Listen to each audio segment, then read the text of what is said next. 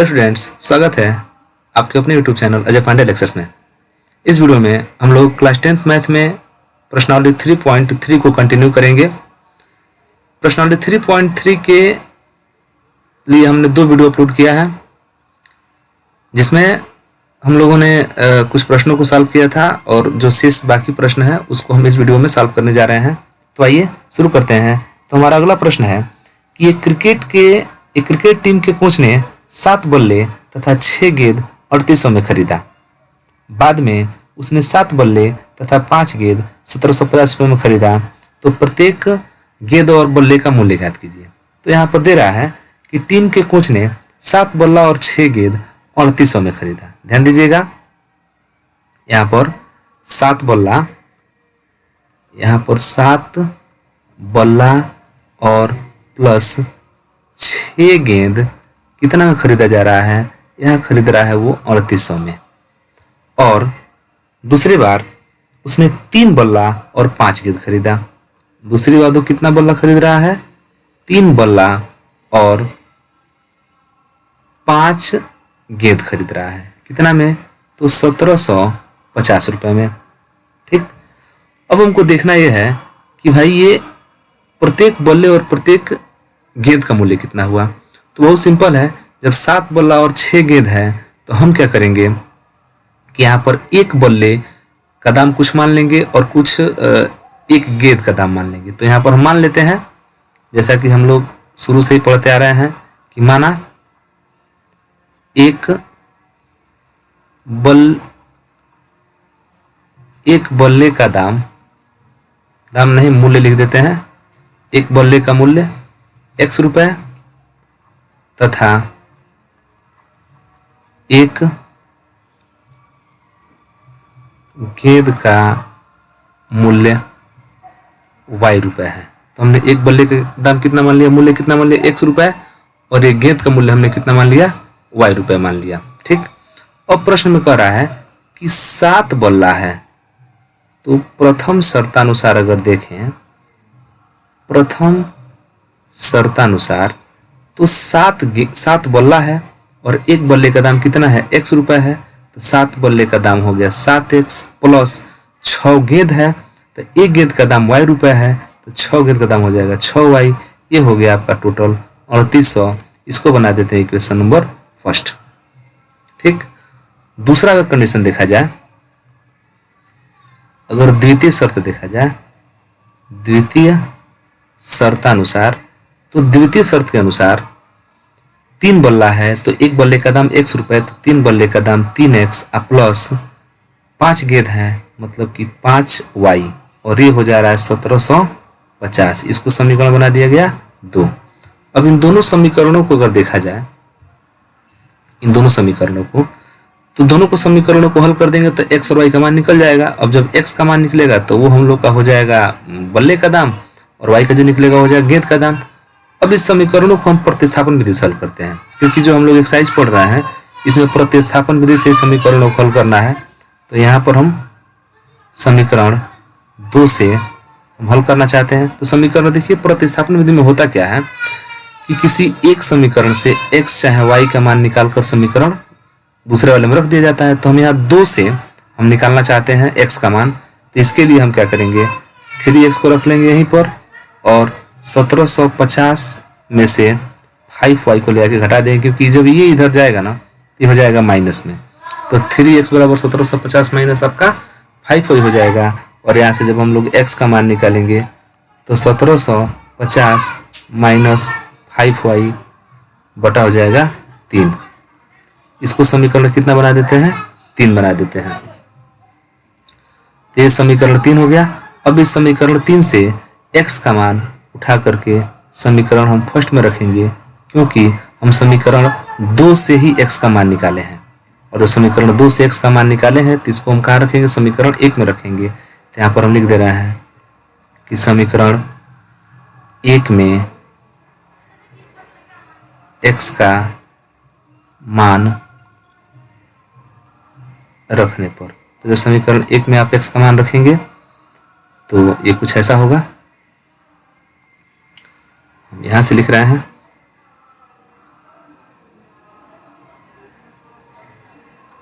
तो समीकरण में जब x का मान रखेंगे तो ये हो जाएगा 7 और x के बदले में देखिए क्या रख दिया जा रहा है 1750 माइनस 5y पूरा का बटा 3, क्योंकि देखिए हम यही x के बदला में बस मान रख रहे हैं, बाकी 7 वही है जो यहाँ पर है।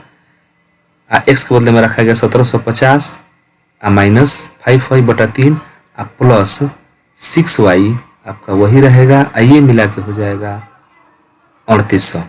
अब ये बटा जो 3 है वो समस्या खड़ा कर रहा है, तो हम क्या कर रहे हैं कि पूरे पक्ष में, दोनों पक्ष में समीकरण 3 से केवल गुणा कर दे रहे हैं।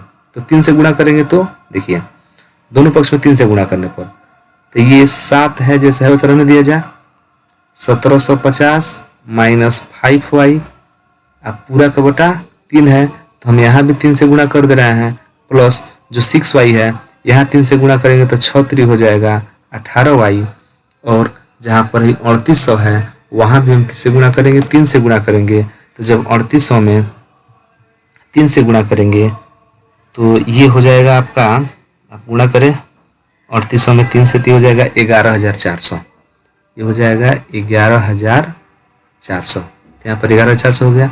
अब देखिए सिंपल है, 3 से 3 कट गया, हम इसी 3 को कटाने के लिए हम 3 से गुणा किए हैं, और जब आप 7 से गुणा कर देंगे 1750 में ये हो जाएगा 12250, ये गुणा हो जाएगा, यहाँ से आप गुणा करके देख लीजिएगा 12250 हो जाएगा।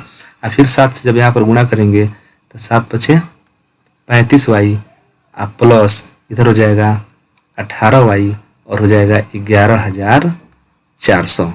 तो देखिए यहाँ पर 35y है, यहाँ पर 18y है, आप इसको सॉल्व करेंगे, जब घटाएंगे तो माइनस 35 में से जब 18 घटेगा तो हो जाएगा माइनस 17y, और उधर है 11400, 12250 जब दूसरे तरफ जाएगा तो माइनस 12250 हो जाएगा, और माइनस 17y इक्वल टू 11400 में से 12250 घटेगा तो ये बचेगा 850, वो भी किस में बचेगा माइनस में, क्योंकि आप कम में से ज़्यादा घटा रहे हैं, दोनों तरफ माइनस आ गया, कैंसिल कर दीजिए, और y इक्वल टू हो गया 850 बटे 17, क्योंकि 17 इधर गुणा में है, ये आके भाग में हो जाएगा। ठीक, इसके बाद अब 17 से आप कटा देंगे तो 17 पचे 85, 5 एक 0 उतर गया 50, मैंने y का मान निकल गया कितना 50, और y वास्तव में हम लोग क्या माने हैं, हमने y को माना है गेंद का मूल्य, तो गेंद का मूल्य यहाँ पर निकल गया, और जब गेंद का मूल्य निकल गया तो आप y का मान समीकरण 3 में रख के आप जो है बल्ले का मूल्य निकाल सकते हैं। तो हम यहाँ पर y का मान समीकरण 3 में रखते हैं, समीकरण 3 से, तो समीकरण 3 से देखिए x equal to 1750 minus 5y, 5 y मैंने 50 बटे 3, तो 1750 माइनस जब 50 में 5 का गुणा करेंगे तो 250 हो जाएगा, बटा कितना हो गया 3। इसके बाद जब x का मान आप निकालेंगे तो 1750 में 250 घटेगा तो ये हो जाएगा 1500, अब बटे नीचे 3 हो गया, 3 से कटा देंगे, 3 पचे 15 और 2 0 उतर गया, मैंने x का मान कितना आ गया 500। तो यहाँ पर अगर बल्ले का दाम देखें तो प्रत्येक बल्ले का दाम आ गया 500, और अगर गेंद का दाम देखें तो गेंद का दाम आ गया 50 रुपये। इस तरह से ये हम लोग का क्या हो गया उत्तर हो गया। तो बल्ले का मूल्य, एक बल्ले का मूल्य 500 और एक गेंद का मूल्य 50 रुपये। प्रश्न है कि एक नगर में टैक्सी के भाड़े में एक नियत भाड़े के अतिरिक्त चली गई दूरी पर भाड़ा सम्मिलित किया जाता है। एक नगर है, वहां पर टैक्सी का भाड़ा जो लगता है उस भाड़ा में एक फिक्स भाड़ा है, और उस फिक्स भाड़े के अलावा आप जितना किलोमीटर दूर जाएंगे उसके हिसाब से अलग से भाड़ा लगता है। तो वही लिखा गया है कि एक नगर में टैक्सी के भाड़े में एक नियत भाड़े के अतिरिक्त चली गई दूरी पर भाड़ा सम्मिलित किया जाता है। 10 किलोमीटर की दूरी के लिए 105 रुपये है तथा 15 किलोमीटर के लिए 155 रुपये है। तो नियत भाड़ा तथा प्रति किलोमीटर भाड़ा ज्ञात कीजिए, और एक व्यक्ति को 25 किलोमीटर यात्रा करने के लिए कितना भाड़ा देना पड़ेगा। तो देखिए यहाँ पर भाड़ा दो तरीके से लग रहा है। एक जो भाड़ा है वो है नियत भाड़ा। नियत भाड़ा मतलब कि एकदम वो टैक्सी का भाड़ा फिक्स है, और जो दूसरा है वो है प्रति किलोमीटर, माने किलोमीटर के हिसाब से भाड़ा ले रहा है, प्रति किलोमीटर। तो प्रति किलोमीटर जो भाड़ा ले रहा है वो अलग है और नियत भाड़ा अलग है। तो हम मान लेते हैं कि नियत भाड़ा x रुपए है और प्रति किलोमीटर भाड़ा कितना है, y रुपए है। ध्यान से समझिएगा, हम नियत भाड़ा क्या मान लिए हैं, x रुपए में है और प्रति किलोमीटर भाड़ा कितना है, y है। अब एक व्यक्ति 10 किलोमीटर जाता है, कितना जाता है, 10 किलोमीटर। तो अगर 10 किलोमीटर के लिए हम देखें, 10 किलोमीटर के लिए 10 किलोमीटर के लिए भाड़ा कितना ले रहा है, वो भाड़ा ले रहा है 10 किलोमीटर के लिए 105 रुपये। इसमें अगर समीकरण बनाया जाए तो समीकरण के हिसाब से देखें तो नियत भाड़ा तो फिक्स है, वो देना ही देना है, अब प्लस उसमें 10 किलोमीटर का भाड़ा देना है। तो x रुपये 1 किलोमीटर का भाड़ा है, तो 10 किलोमीटर का हो जाएगा 10y। यही दोनों मिलाकर कितना है, 105। इसको आप समीकरण 1 दे सकते हैं। तो ये आपका फर्स्ट कंडीशन हुआ। अगर आप सेकंड कंडीशन को देखें तो सेकंड कंडीशन में कहा जा रहा है कि 15 किलोमीटर के लिए भाड़ा 155 रुपया है। तो अगर आप 15 किलोमीटर के लिए देखें तो 15 किलोमीटर के लिए जो भाड़ा है वो है 155। अगर हम इसका इक्वेशन बनाएं तो x रुपए तो फिक्स भाड़ा है और 1 किलोमीटर का वो y रुपए ले रहा है, 1 किलोमीटर का y रुपए ले रहा है। तो 15 किलोमीटर का वो लेगा 15y। यही मिला के हो जा रहा है कितना, 155। इसको समीकरण कितना बना देते हैं, 2 बना देते हैं। तो इस तरह से आपके पास 2 समीकरण हो गए। अब इन दोनों समीकरणों को हल करना है और हल करके हमको मान निकाल देना है। तो दोनों समीकरणों को हल करने का हम लोग प्रतिस्थापन विधि उपयोग करेंगे, क्योंकि हम लोग प्रतिस्थापन विधि ही पढ़ रहे हैं। अब यहाँ पे लिखेंगे समीकरण 2 से, हम समीकरण 2 से क्या कर रहे हैं कि x का मान निकाल रहे हैं और समीकरण 1 में रखेंगे। तो समीकरण 2 से आप x का मान निकालेंगे तो x equal to 155 minus 15y। इसको बना देते हैं समीकरण 3 और x के इसी मान को उठा के हम कहाँ रखेंगे, समीकरण 1 में रखेंगे। जब भी आप समीकरण 2 से मान निकालेंगे तो 1 में रखेंगे और 1 से निकालेंगे तो 2 में रखेंगे। इस चीज को ध्यान दीजिएगा। अब हम यहाँ पर लिखेंगे समीकरण 3 से x का मान 1 में रखने पर, क्योंकि आप समीकरण 2 से निकाले हैं, तो x के बदले में रख देंगे 155 माइनस 15y। उधर पहले से 10y मौजूद है, आप देखेंगे यहाँ पर x के बदला में रखा गया 155 माइनस 15y और 10y पहले से है, इक्वल टू यही हो गया है कितना, 105। तो यहाँ पर माइनस 15y है और प्लस में 10y है। इसको हल करने पर ये हो जाएगा माइनस का 5y बराबर, इधर 105 है सेकंड वाले की तरफ, ये वाला जब आएगा इधर, ये इसका जब पक्षांतर करेंगे तो ये हो जाएगा माइनस 155। तो माइनस 5y बराबर 105 में से 155 घटेगा तो ये बचेगा माइनस में 50। जब माइनस दोनों तरफ माइनस मिल जा रहा है कट जाएगा, और यहाँ जब y का आप मान निकालेंगे तो y बराबर हो जाएगा 50/5 और 5 दाया के 50 से कट जाएगा आराम से। मतलब y का मान यहाँ पर कितना आ गया, y का मान आ गया 10। अब y का मान जो 10 आया है, आप देखेंगे कि y किसको माने हैं, तो y हमारा प्रति किलोमीटर भाड़ा है। तो प्रति किलोमीटर भाड़ा यहाँ पर y आ गया। तो यहाँ पर हम लिख दे रहे हैं उत्तर प्रति किलोमीटर भाड़ा, यह हमारा मिल गया कितना, 10 रुपये। तो हर किलोमीटर पर कितना भाड़ा ले रहा है, वो 10 रुपये। अब इस y का मान अगर रखेंगे समीकरण 3 में तो आपको x का मान मिलेगा। तो समीकरण 3 से आप रख दीजिए, समीकरण 3 में रखिए तो x इक्वल टू 155 माइनस 15 गुणा हो गया y का मान आया है 10।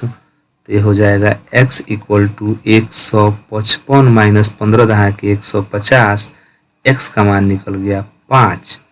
मतलब कि जो फिक्स भाड़ा है, नियत भाड़ा, वो आपका हो गया 5 रुपया, और जो प्रति किलोमीटर भाड़ा है वो आपका हो गया कितना, 10 रुपये, और फिक्स भाड़ा हो गया आपका कितना, 5 रुपये। अब एक आदमी को जाना है 25 किलोमीटर, तो उसके लिए देखते हैं। अब 25 किलोमीटर के लिए अगर भाड़ा निकालना हो तो 25 किलोमीटर के लिए भाड़ा सिंपल है, उसका नियत भाड़ा कितना है, x रुपया है, x माने 5 रुपया नियत भाड़ा, आप प्लस वो 25 किलोमीटर जा रहा है, तो 1 किलोमीटर का वो 10 रुपया देगा, तो 25 किलोमीटर का उसमें 2 से गुणा कर देंगे, तो 5 प्लस 25 दहा के 250, उस सब मिलाए कितना देगा, 255 रुपया भाड़ा देगा। तो यहाँ पर हम लोगों ने क्या निकाल दिया, हम लोग का उत्तर आ गया नियत भाड़ा, हमने x माना था, x का मान कितना आ गया, 5 आ गया, तो नियत भाड़ा उसका 5 रुपया है। प्रति किलोमीटर भाड़ा अगर देखा जाए तो प्रति किलोमीटर भाड़ा को हमने y माना था, y का मान आ गया कितना, 10, तो हर प्रत्येक किलोमीटर पर वो भाड़ा कितना रहा है, 10 रुपया, और जो 25 किलोमीटर के लिए भाड़ा निकला वो कितना निकल गया, 255 रुपया। तो इस तरह से ये क्वेश्चन सॉल्व हो गया कि यदि किसी भिन्न के अंश और हर दोनों में 2 जोड़ दिया जाए तो वह 9/11 हो जाता है, और यदि अंश और हर दोनों में 3 जोड़ दिया जाए तो वह 5/6 हो जाता है, वह भिन्न ज्ञात कीजिए। तो बहुत सिंपल है। देखिए प्रश्न है कि यदि देखिए कोई भी भिन्न है तो उसमें होता है अंश और हर। अब इसमें कह रहा है कि यदि अंश में और हर में दोनों में अगर 2 जोड़ दिया जाए तो वह हो जाता है 9/11, और अगर दोनों में 3 जोड़ दिया जाए, मतलब कि अंश बटा हर जो भी आपका भिन्न है उसमें अगर ऊपर और नीचे, मतलब कि अंश में और हर दोनों में 3 जोड़ दिया जाता है तो हो जाता है 5/6। यही आपका प्रश्न है और इसी को हमको हल करना है। तो यहाँ पर हमको अंश और हर दोनों में से कुछ भी नहीं पता है, तो हम यहाँ पर मान लेंगे कि माना अंश बराबर x तथा हर बराबर y। इस प्रकार जो हम लोग का भिन्न मिलेगा वो हो गया x/y। अब प्रथम शर्त में क्या कहा जा रहा है, अगर आप प्रथम शर्त को देखें ध्यान से, तो प्रथम शर्त से ये हो रहा है कि अंश और हर दोनों में, देखिए अंश और हर दोनों में जब 2 जोड़ा जा रहा है तो हो जा रहा है 9/11, मतलब हम अंश में और हर में दोनों में 2 जोड़ दें, मतलब कि x में भी 2 जोड़ दें और बटे y में भी 2 जोड़ दें, तो ये मिलके हो जा रहा है 9/11। ये आपका प्रश्न है। अब यहाँ से क्या करेंगे, यहाँ से एक समीकरण बना सकते हैं। समीकरण बनाएंगे तो 3 गुणा करना पड़ेगा, तो 11 से गुणा कर दे रहे हैं, x+2 में क्रॉस मल्टीप्लीकेशन, यहाँ से 3 गुणा, और 9 का गुणा हो जाएगा तो y+2। अगर आप गुणा करेंगे यहाँ से तो 11x प्लस 22 बराबर 9y प्लस 18। अब चाहे तो x और y को एक तरफ कर लेंगे, तो यहाँ से हो जाएगा 11x माइनस 9y, क्योंकि देखिए 9y इधर प्लस में, इधर आएगा तो क्या हो जाएगा, माइनस में हो जाएगा। उधर अगर हम देखें तो उधर 18 है, इसमें से 22 जाके घट जाएगा, तो 11x minus 9y equal to आ गया माइनस में 4, और ये हमारा बन गया पहला समीकरण। ठीक, ये हमारा पहला समीकरण हुआ। अब हम दूसरा शर्त देखते हैं। अगर हम द्वितीय शर्त देखें, द्वितीय शर्त से, तो द्वितीय शर्त से ये हो रहा है कि अगर आप जो है अंश और हर दोनों में 3 जोड़ देते हैं तो जो आपका भिन्न है वो 5/6 हो जाता है, मतलब कि अंश में भी 3 जोड़ दिए और हर में भी 3 जोड़ दिए, तो ये आपका जो भिन्न है वो हो जाता है कितना, 5/6। तो ये दोनों में हम 3 जोड़ दिए तो 5/6 हो गया। अब क्या करेंगे, यहाँ भी हम क्रॉस मल्टीप्लिकेशन करके यहाँ पर हम एक समीकरण बनाएंगे, तो 6 का गुणा हो जाएगा x+3 में, और इधर 5 का गुणा हो जाएगा y+3 में, और इस तरह से बहुत ही खूबसूरत समीकरण बनेगा 6x प्लस 6 3 18 बराबर 5y प्लस 5 3 15 गुणा जानते होंगे। तो बहुत ही अच्छे से अब आप यहाँ पर एक समीकरण बना सकते हैं। 6x को और 5y को एक तरफ कर दे रहे हैं और 15 प्लस 18 जाएगा तो माइनस 18। इस तरह 6x minus 5y equal to -3, ये बन गया समीकरण 2। तो हमारे पास 2 समीकरण हो गए। अब इन दोनों समीकरणों से क्या करेंगे, हम लोग समीकरण को हल करेंगे। तो हम लोग यहाँ पर प्रतिस्थापन विधि लगाएंगे और प्रतिस्थापन विधि में आप जानते हैं कि किसी एक समीकरण से x चाहे y का मान निकालते हैं और उसको समीकरण दूसरे वाले में रख दिया जाता है। तो हम यहाँ समीकरण 2 से ही निकाल रहे हैं। तो समीकरण 2 से हम यहाँ पर निकाल रहे हैं 6x। तो 6x इक्वल टू देखेंगे तो इधर देखिए आपका -3 है, अब -5 हो जाएगा तो +5y हो जाएगा। और जब आप यहाँ से x का मान निकालेंगे तो चाहे तो 5y को आगे कर दीजिए और -3 को पीछे कर दीजिए और 6 आके हो जाएगा बटा में, इसको समीकरण बना दीजिए 3। और इस तरह से आपके पास 3 समीकरण बन गए। अब इन तीनों तीसरे समीकरण से क्या करेंगे कि चूंकि देखिए दूसरा समीकरण तीसरे रूप में बदला है, हम क्या किए हैं कि x का मान निकाल दिए हैं। अब इस x के मान को उठाए कहाँ रखेंगे, यहाँ पर समीकरण 1 में रख देंगे। तो रखिए समीकरण 1 में x का मान रखने पर, तो रखिए समीकरण 1 में। तो समीकरण 1 में इधर 11 है और अगर आप x का मान रखें तो 5y -3 पूरा का बटा 6, तब देखेंगे तो -9y उसके बाद है -4। अब देखिए बटा में 6 है तो सिंपल है, दोनों पक्ष में 6 से गुणा कर दीजिए। तो दोनों पक्ष में 6 से गुणा करेंगे तो 11 माइनस 5y 11 × 5y -3 पूरा बटा 6। तो यहाँ भी हम 6 से गुणा कर दे रहे हैं और माइनस यहाँ 6 से गुणा करेंगे तो 9 6 हो जाएगा 54y। यहाँ पर भी 6 से गुणा करेंगे तो 6 चौके हो जाएगा -24। अब देखिए 6 से 6 क्या हो गया, कट गया। इसी को कटाने के लिए हमने गुणा किया था। तो 11 5 हो जाएगा 55y -11 3 33 -54y, उधर देखेंगे तो माइनस में 24। अब 55y में से 54y घटेगा तो खलिया y बचेगा। इधर -33 जाके उधर +33 हो जाएगा। इधर पहले से -24 ऑलरेडी बना हुआ है तो y इक्वल टू 33 में से अगर आप 24 घटा देंगे तो ये हो जाएगा, ये 9 बचेगा। तो y का मान कितना आ गया, 9 आ गया। अब y का मान जो 9 आया है, ये वास्तव में हम लोग y को हर माने थे, माने हर को हमने क्या माना था, y माना था। तो हर का मान कितना आ गया, अब हम कह सकते हैं कि हर का मान आ गया कितना, 9। अब इस 9 को उठाकर हम कहाँ रख देंगे, समीकरण 3 में रख देंगे, चाहे समीकरण 1 में चाहे समीकरण 2 में, कहीं भी रखेंगे y का मान तो x का मान निकल जाएगा। तो रखिए समीकरण 3 से, तो समीकरण 3 से हम क्या कर रहे हैं, x इक्वल टू 5 और y के बदले में 9 -3/6। तो x इक्वल टू 5 9 45, 45 में से 3 घटा दीजिए, फिर 6 से भाग कर दीजिए। तब 45 से 3 घटेगा तो ये हो जाएगा 42/6 और 6 सते 42। मतलब कि जो आपका x का मान आया वो आ गया x इक्वल टू 7। यही हम लोग का क्या है, यही अंश है, क्योंकि हम x को क्या माने हैं, अंश माने हैं। अतः जो आपका भिन्न है वो था x/y हमने माना है। अब x का मान 7 आ गया, y का मान कितना आ गया, 9 आ गया, तो आपका भिन्न हो गया 7/9। यही क्या हो गया, उत्तर हो गया। तो हमारा अगला प्रश्न है कि 5 वर्ष बाद जैकब की आयु, देखिए ये लास्ट क्वेश्चन है इस एक्सरसाइज का, कि 5 वर्ष बाद जैकब की आयु उसके पुत्र की आयु की 3 गुनी हो जाएगी और 5 वर्ष पूर्व जैकब की आयु उसके पुत्र की आयु की 7 गुनी थी। उनकी वर्तमान आयु क्या है। तो वो सिंपल है, यहाँ पर दोनों का वर्तमान आयु मान लेंगे। माना जैकब की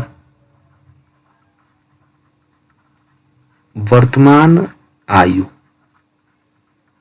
x और उसके पुत्र की वर्तमान आयु बराबर y। हम यहाँ मान लिए हैं कि जैकब का वर्तमान आयु x है और उसके पुत्र की वर्तमान आयु क्या है, y है। सिंपल है। अब कह रहा है कि 5 वर्ष बाद, कंडीशन पढ़िए फिर से, 5 वर्ष बाद जैकब की आयु उसके पुत्र की आयु की 3 गुनी हो जाएगी। तो हम पहले निकालते हैं भाई 5 वर्ष बाद इनका आयु होगा कितना। 5 वर्ष बाद अगर देखा जाए तो 5 वर्ष बाद जो जैकब होगा तो 5 साल और बड़ा हो जाएगा ना भाई। जैकब कितना हो जाएगा, x + 5 साल का। जैसे मान लीजिए कि आज आप 15 साल के हैं तो 5 साल बाद आप 20 साल के हो जाएंगे, माने 5 साल बढ़ जाएगा। और इसका जो पुत्र है, इसका पुत्र हो जाएगा कितना, y + 5। वो बैठा थोड़ी रहेगा, उसका भी उम्र 5 साल बढ़ जाएगा। तो अब इसमें कहा जा रहा है कि जो जैकब है वो 5 साल बाद अपने लड़के का क गुना रह जाएगा, वह अपने लड़के का 3 गुना रह जाएगा। मतलब अगर यहाँ पर आप प्रश्नानुसार इक्वेशन बना दें, समीकरण बनाएंगे, तो देखिए जैकब हो गया x + 5 और उसका पुत्र हो गया y + 5। अब जो जैकब है ना, ये अपने पुत्र का 3 गुना हो जाएगा। माने जो जैकब है ये 3 गुना बड़ा है, और दोनों को अगर बराबर करना है तो क्या करेंगे, इसके पुत्र की आयु को 3 गुना बढ़ा देंगे, माने 3 से गुणा कर देंगे। अब दोनों बराबर हो गए तो x + 5 = 3y प्लस 3 × 5 = 15। तो 3y को भेज देंगे x के तरफ, तो x - 3y = 15 इधर है, और 5 आके इधर क्या हो जाएगा, माइनस हो जाएगा। तो समीकरण बन गया, समीकरण बना x - 3y = 15 में से 5 गया तो कितना हो गया, 10। ये समीकरण बन गया 1। इस तरह से समीकरण 1 बन गया हम लोग का। तो अब देखते हैं इसके आगे।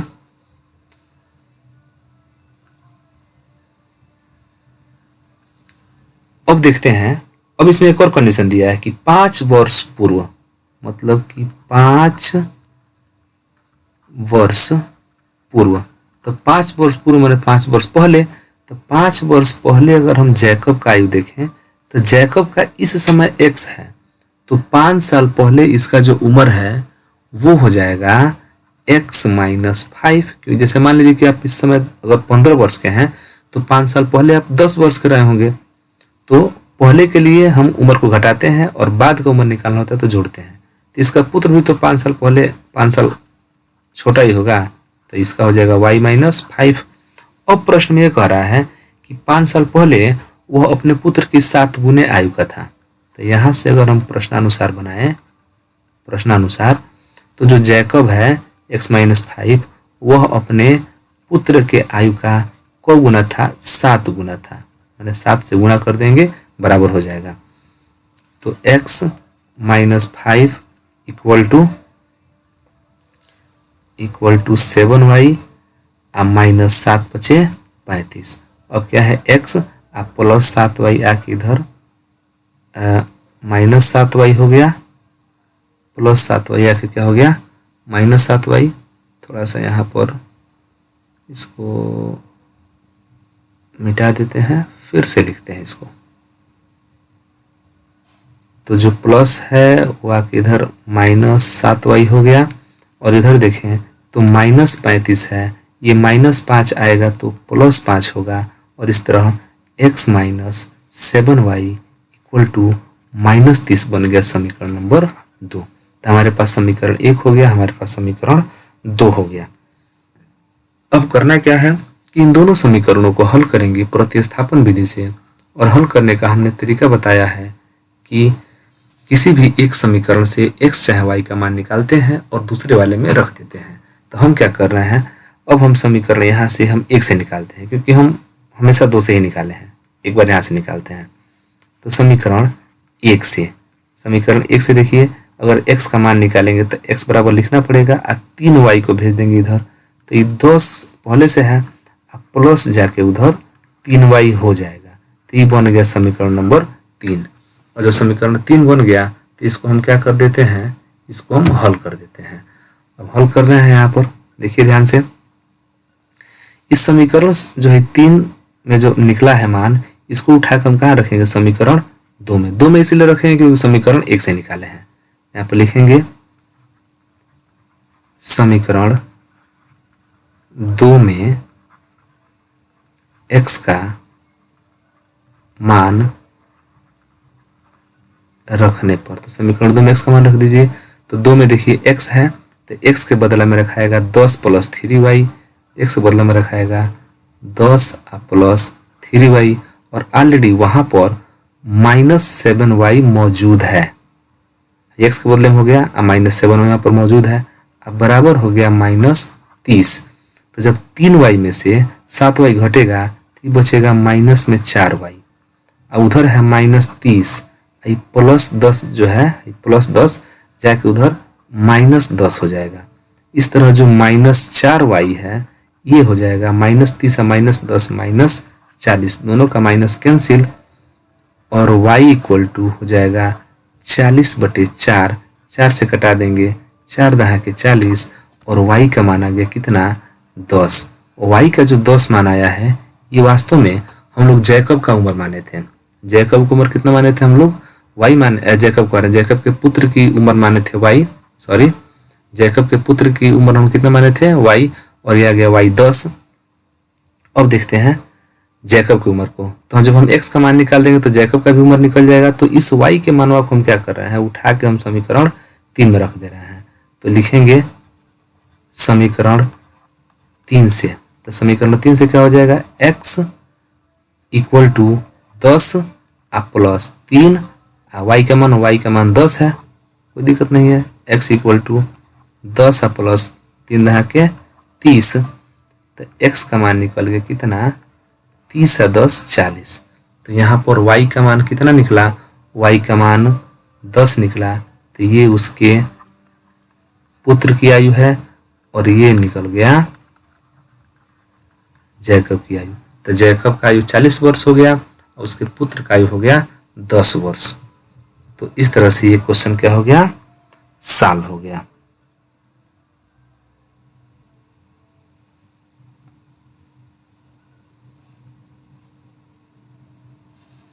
तो ये वीडियो आपको कैसा लगा आप हमें कमेंट सेक्शन में जरूर लिखिएगा। तो फिर मिलते हैं अगले वीडियो में